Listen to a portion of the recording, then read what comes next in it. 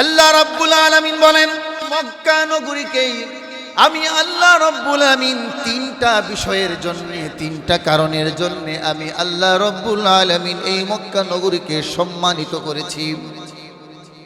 তিনটা কারণের মধ্যে এর একটা কারণ হলো মক্কা নগরী ছিল একেবারে পাক্কা।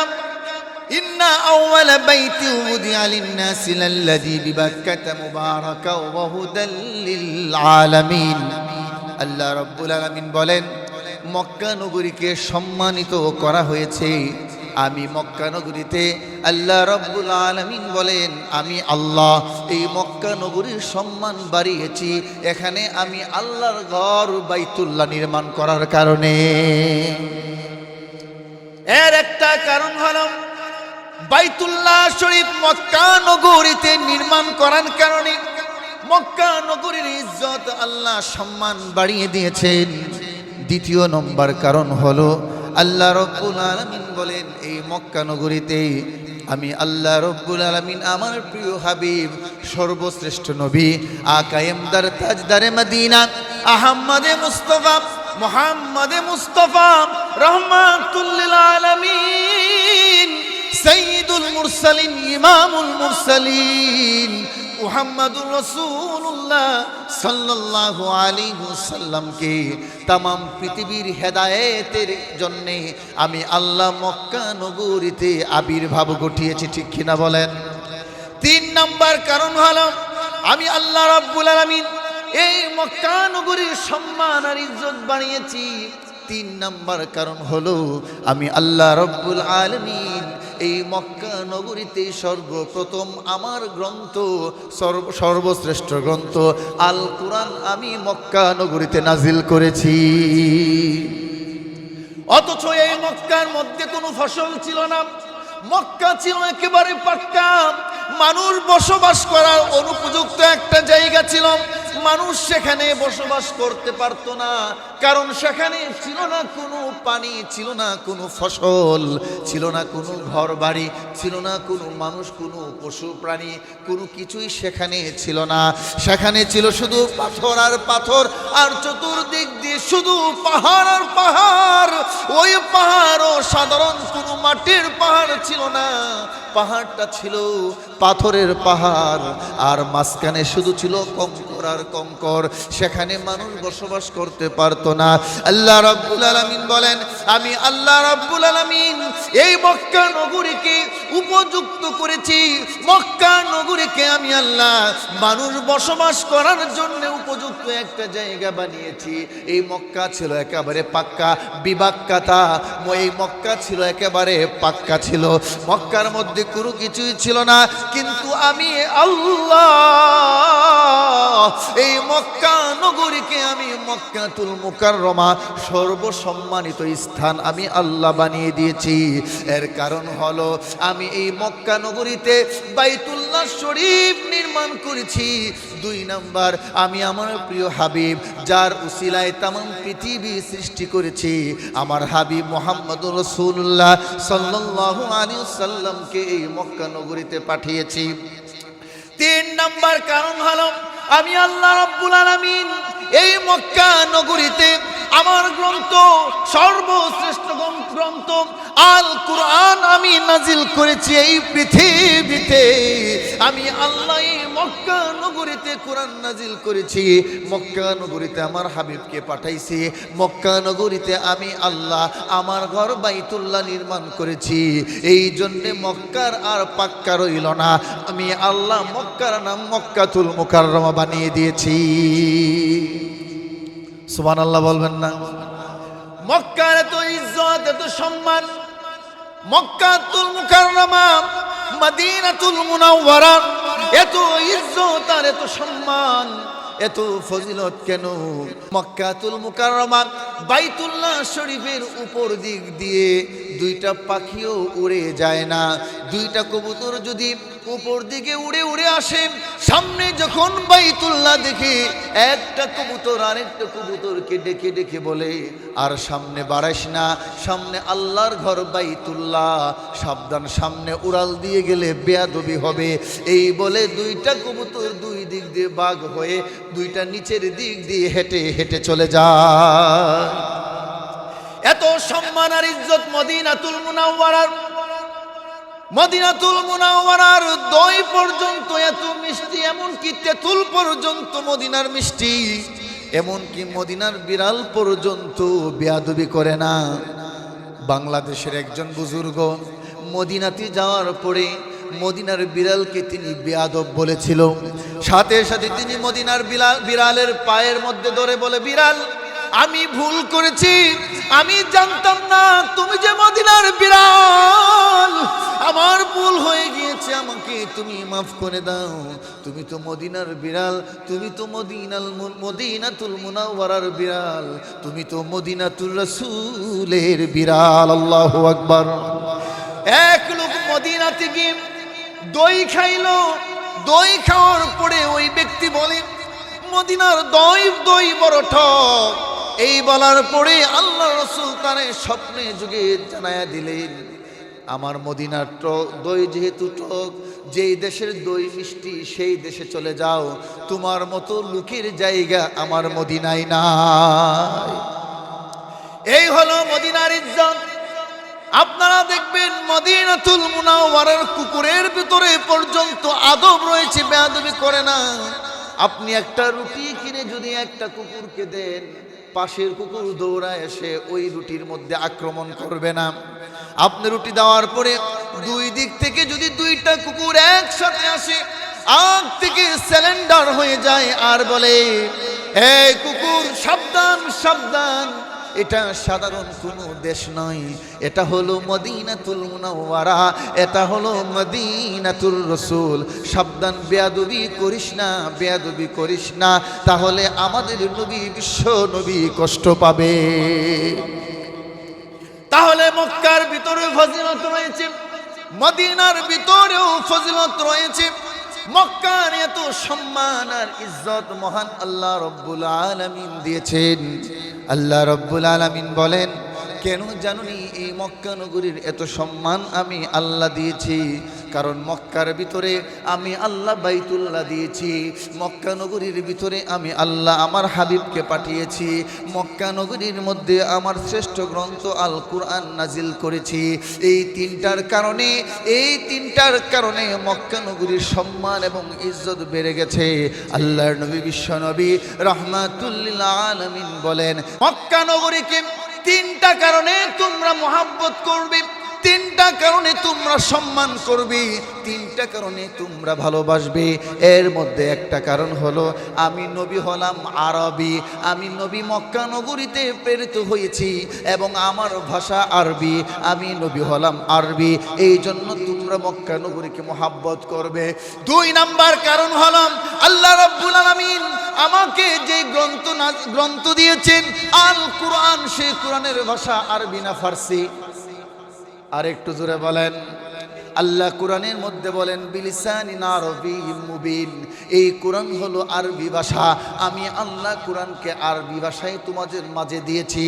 আল্লাহর এক আয়াতে বলেন, ইন্না আনজালনাহু কুরআনান আরাবিয়্যান লাআল্লাকুম তাকিলুন, আমি আল্লাহ এই কোরআনকে আরবি ভাষায় তোমাদের কাছে নাজিল করেছি যাতে করে তোমরা বুঝতে পারো। আল্লাহর ভাষা সব ভাষা, আল্লাহ তো সব ভাষাই বুঝেন, কিন্তু আল্লাহ আরবির কথা কেন বললেন? আল্লাহ রাসূল সাল্লাল্লাহু আলাইহি সাল্লাম বলেন, এর একটা কারণ হলো, জান্নাতে সকলের ভাষা হবে আরবি ভাষা। আল্লাহু আকবার। মৃত্যুর পরে কোনো মানুষ বাংলাতে কথা বলবে না, মৃত্যুর পরে কোনো মানুষ ইংলিশে কথা বলবে না, মৃত্যুর পরে কোনো মানুষ ফার্সিতে কথা বলবে না, মৃত্যুর পরে কোনো মানুষ হিন্দিতে কথা বলবে না, মৃত্যুর পরে কোনো মানুষের কোনো ভাষা চলবে না। মৃত্যুর পরে কবরের জগতে সকলের একটা ভাষা, আর সেই ভাষাটার নাম হলো আরবি ভাষা। ঠিক কিনা বলেন? আর একটু জোরে কন। এই জন্য আল্লাহ রাসূল সাল্লাল্লাহু আলাইহি সাল্লাম বলেন, শুধু তাই না, আরো কয়েকটা কারণ হলো, তিন তিনটা কারণের জন্য আল্লাহ রাব্বুল আলামিন তামাম পৃথিবীর সমস্ত মানব জাতিকে সম্মানিত করেছেন। আর আমাদেরকে আল্লাহ রাব্বুল আলামিন আশরাফুল মাখলুকাত হিসেবে তিনি স্বীকৃতি দিয়েছেন, অর্থাৎ সর্বশ্রেষ্ঠ মাখলুক হিসেবে আল্লাহ রাব্বুল আলামিন আমাদেরকে তিনি শ্রেষ্ঠত্ব দিয়েছেন। এর মধ্যে তিনটা কারণ। একটা কারণ হলো আল্লাহ রাব্বুল আলামিন পৃথিবীর মানুষকে শ্রেষ্ঠত্ব করার জন্যে, শ্রেষ্ঠত্ব দেওয়ার জন্যে, এমনকি আশরাফুল মাখলুকাত হিসেবে স্বীকৃতি দেওয়ার এক নাম্বার কারণ হলো আল্লাহ রাব্বুল আলামিন তার সর্বশ্রেষ্ঠ গ্রন্থ আল কোরআন আল্লাহ মানুষকে দিয়েছেন, পশু প্রাণীনে নয়। ঠিক কিনা বলে? আর একটু জোরে কোন। আল্লাহ রাব্বুল আলামিন শ্রেষ্ঠ গ্রন্থ আল কোরআন আল্লাহ মানুষকে দিয়েছেন, এই জন্য মানুষের সম্মান আর ইজ্জত এত বেশি। দুই নাম্বার কারণ হলো আল্লাহ রাব্বুল আলামিন বিশ্বনবী, প্রিয় নবী মুহাম্মদুর রাসূলুল্লাহ সাল্লাল্লাহু আলাইহি ওয়াসাল্লামকে মানুষের মধ্য থেকেই তিনি নির্বাচিত করেছেন। আল্লাহু আকবার। আর একটু জোরে গান। তিন নাম্বার কারণ হলো तमाम पृथिवीर मानुष যেই দিকে রুখ করে নামাজ আদায় করে, तमाम পৃথিবীর মানুষ যেই দিকে দাঁড়ায়া মহান আল্লাহর কুদরতি পায়ে সিজদা করে মাথা লুটিয়ে দেয়, ওই দিকটাও মক্কাতুল মুকাররমা বাইতুল্লাহ। ঠিক কিনা বলেন? এই জন্য আল্লাহ রাব্বুল আলামিন বলেন, আমি আল্লাহ তিনটা জিনিসের মাধ্যমে মানুষকে শ্রেষ্ঠত্ব দিয়েছি, আশরাফুল মাখলুকাত হিসেবে আমি আল্লাহ ঘোষণা দিয়েছি। যেই তিনটা কারণে শ্রেষ্ঠত্ব দান করলাম, এই তিনটা জিনিসই আমি আল্লাহ মক্কা নগরীতে দান করেছি। আল্লাহু আকবার। আল্লাহ রাব্বুল আলামিন বলেন, এবার আসো আমি আল্লাহ কেন এই মক্কা নগরীতে বাইতুল্লাহ দিলাম, আর কেনই বা মক্কা নগরীতে আমার হাবিবকে পাঠাইলাম, কেনই বা এই মক্কা নগরীতে আমি আল্লাহ কোরআন নাজিল করলাম, আর এই মক্কা নগরীতে কেন বাইতুল্লাহ দিলাম? এই বাইতুল্লাহ তো অন্য কোনো দেশেও দিতে পারতাম। ঠিক কিনা বলেন? আর একটু জোরে কন। আল্লাহ রাব্বুল আলামিন বলেন, আল্লাহ রাব্বুল আলামিন সমস্ত ফেরেশতাদেরকে একত্রিত করলেন। ওয়াইয ক্বালা রাব্বুকা লিল মালাইকাতি ইন্নী জাইলুন ফিল আরদি খলিফা। আল্লাহ রাব্বুল আলামিন সমস্ত ফেরেশতাদেরকে একত্রিত করে আল্লাহ রাব্বুল আলামিন বলেন, ও ফেরেশতারা, আমি আল্লাহ এই পৃথিবীতে মানুষ বানায় পাঠাইতে চাই, তোমরা কি বলো? এবার ফেরেশতারা বলল, ক্বালু আতাজআলু ফিহা মান ইউফসিদু ফিহা ওয়া ইয়াসফিকুদ দিমা। আল্লাহ রাব্বুল আলামিনের কাছে ফেরেশতারা তখন বলে, ক্বালু, তখন তারা বলল, আতাজআলু ফিহা মান ইউফসিদু ফিহা ওয়া ইয়াসফিকুদ দিমা। ও মালিক, মানুষ বানায়া কি করবেন? মানুষ বানানোর তো কোনো প্রয়োজন নাই, তারা তো দুনিয়ার জমিনে গিয়ে মারামারি করবে, কাটাকাটি করবে, খুনাখুনি করবে, রক্তপাত করবে, ফিতনা ফাসাদ সৃষ্টি করবে। আর ওয়ানাহনু নুসাব্বিহু বিহামদিকা ওয়া নুকদ্দিসু লাক। ও মালিক, আপনার প্রশংসা করার জন্য, আপনার জিকির করার জন্য, আপনার তাসবিহ আদায় করার জন্য, আপনার গুণগান, আপনার প্রশংসা করার জন্য আমরাই তো আছি, আপনি কেন মানুষ বানাইবেন? আল্লাহ রাব্বুল আলামিন ফেরেশতাদের কথার জবাবে আল্লাহ তখন বললেন, ইন্নী আ'লামু মা লা তা'লামুন। আল্লাহ রাব্বুল আলামিন বলেন, ও ফেরেশতারা, আমি আল্লাহ যা জানি তোমরা তা জানো না। আমি আল্লাহ সিদ্ধান্ত নিয়েছি মানুষ বানায় পাঠাবো এই পৃথিবীর জমিনে, আমি আল্লাহ মানুষ বানাইবো এবং এই পৃথিবীতেই পাঠাবো। সমস্ত ফেরেশতারা, সাত আসমানের উপরে একটা ঘর আছে, যে ঘরের নাম বাইতুল মামুর, আর একটা খানায়ে কাবা, সেটা হলো সাত আসমানের উপরে। এবার ওই বাইতুল মামুর সৃষ্টি হওয়ার পর থেকে নিয়ে প্রতিদিন ৭০,০০০ ফেরেশতা বাইতুল মামুরে তাওয়াফ করে। যেই ফেরেশতা প্রথম দিন তাওয়াফ করেছিল, ওই ফেরেশতা কিয়ামতের আগে আর কোনো দিন সিরিয়াল পাবে না। আল্লাহু আকবার। ওই ফেরেশতারা বাইতুল মামুরে তাওয়াফ করার অবস্থায় আল্লাহর কাছে বলছে, মালিক, আপনার সিদ্ধান্ত, আপনি সিদ্ধান্ত নিয়েছেন মানুষ বানায়া পৃথিবীতে পাঠাইবেন। ওগো মালিক, ও মালিক, আমরা আপনাকে না করেছিলাম মানুষ না বানানোর জন্যে। মালিক, আপনার সিদ্ধান্তই অটল, আপনি যেটা ভালো মনে করেছেন সেটাই আমরা না করেছি, আমরা ভুল করেছি, অন্যায় করেছি, অপরাধ করেছি, গুনাহ করে ফেলেছি। মাওলা ও মালিক, তুমি আমাদেরকে মাফ করে দাও। আল্লাহর ঘর বাইতুল মামুর দরে দরে ফেরেশতারা এইভাবে যখন কান্না করতেছে, আল্লাহ তখন ফেরেশতাদেরকে ডেকে বলে, ও ফেরেশতারা, তোমাদের তো কোনো গুনাহ নাই, কোনো ভুল হয় নাই, তোমরা আমার ঘর বাইতুল মামুর তাওয়াফ করে উসিলা পেশ করতেছো।